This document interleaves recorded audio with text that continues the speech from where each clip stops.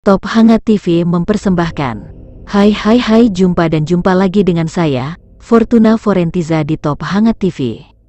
Tema kita kali ini adalah hantu Noni Yolanda, penghuni bekas pabrik gula Banjaratma, dan misteri buaya putih dan ular berkepala kerbau di Sungai Pemali.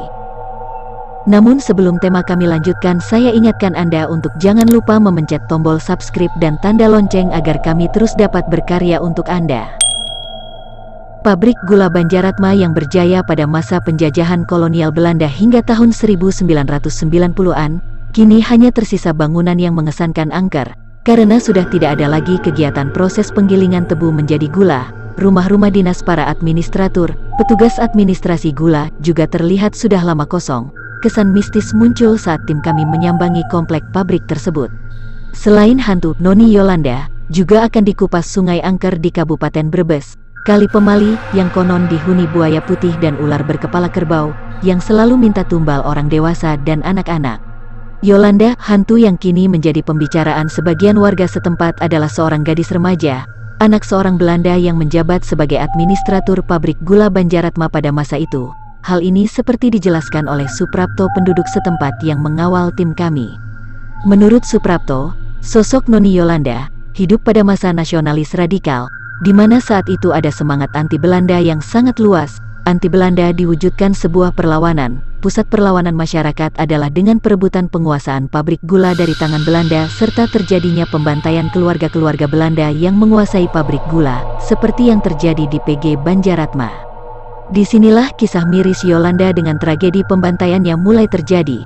Konon saat itu, sebagian massa sudah mengepung dan hendak menguasai PG Banjaratma. Melihat massa yang beringas merangsek di perumahan sekitar PG Banjaratma, Yolanda yang saat itu terbilang masih gadis, ketakutan dan mencoba untuk lari dari kepungan massa.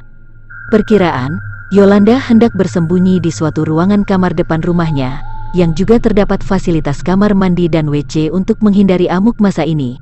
Namun nahas, saat mencoba berlari, dia tersandung sebuah benda hingga dia terjatuh. Parahnya, setelah terjatuh, wajahnya sempat terantuk benda tajam, yang mengakibatkan matanya tertancap benda tajam tersebut hingga mengeluarkan darah. Nyawa Yolanda pun akhirnya melayang. Yolanda adalah korban massa anti Belanda pada saat pergerakan revolusi radikal di 3 daerah, yakni revolusi di Kabupaten Brebes, Tegal, dan Kabupaten Pemalang, ujar Suprapto, penduduk setempat kepada reporter kami. Mantan Kepala Pengamanan PG Banjaratma Raisan, 63 tahun, yang sudah mengabdi jadi pengaman PG Banjaratma sejak tahun 1970 mengungkapkan, penampakan hantu Yolanda biasanya berwujud seorang gadis dengan pakaian pengantin tampak anggun dan cantik, sesekali juga berbentuk gadis biasa dengan wajah yang matanya penuh darah. Awalnya saya sering merasa ketakutan, namun lama-lama karena sudah terbiasa, tak ada kesan takut lagi, aku Raisan, seperti yang diceritakan kepada reporter kami.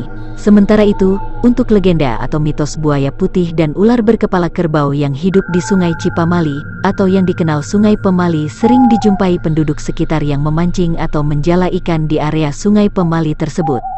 Seperti yang diceritakan oleh Pian, penduduk setempat yang ditemui oleh tim dari Top Hangat TV, menceritakan, pada suatu malam di bulan Desember tahun 2020, saat sedang memancing ikan di Sungai Pemali, tiba-tiba dia mendengar suara gemeresak ilalang yang tumbuh sekitaran pinggir sungai tempat dia memancing. Ketika Pian mengarahkan cahaya senter ke arah suara tersebut berasal, ia melihat seekor buaya putih yang berjalan menghampirinya. Sontak Pian pun lari terbirit-birit ketakutan, dan meninggalkan peralatan pancingnya begitu saja menuju ke arah dia memarkir sepeda motornya, dan segera lari pulang ke rumahnya di Bulakamba, Brebes. Setelah kejadian itu, Pian sakit panas sampai dengan 3 hari baru sembuh. Inyong meriang telung dina mas, ujar Pian dalam bahasa Jawa Brebes menuturkan kepada kami. Konon Sungai Pemali yang dihuni buaya putih dan ular kepala kerbau ini, suka meminta tumbal korban baik orang dewasa maupun anak-anak yang berenang atau bermain area wilayah Sungai Pemali, ujar Pian pada reporter kami. Demikian kabar yang bisa kami kabari pemirsa. Terima kasih atas perhatian Anda. Saya Fortuna Forentiza pamit undur diri dari hadapan Anda. Tetap semangat dan tetap jaga kesehatan Anda.